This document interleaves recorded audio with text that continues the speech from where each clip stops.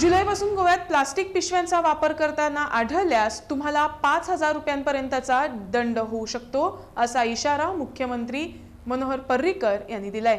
तसंच प्लास्टिक मुक्त आणि स्वच्छ गोव्यासाठी नागरिकांनीही सहकार्य करावं असं आवाहन करत जुलैपासून प्लास्टिक पिशव्यांच्या वापरावर निर्बंध घातले जाणार असल्याचं त्यांनी सांगितलं।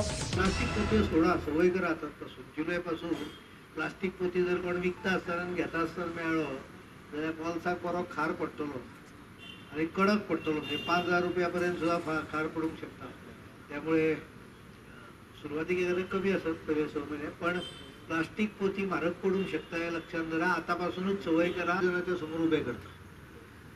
गव्हर्नमेंट कितले बरे परफॉर्म केले। आम्ही सगळे हायवे लिफ्ट करता, हायवे लिफ्ट करतकच अनुभव आयलो की जाग्यार लिफ्ट करता थंय हाडून कचरो उडयता।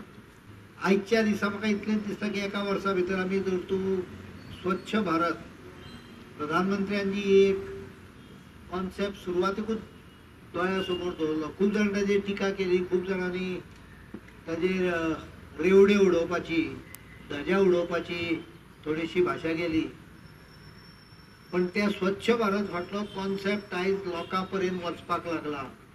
आणि त्या स्वच्छ भारतान आपूण कॉन्ट्रिब्युशन कितें करतले? सगळें सरकार करचो ना।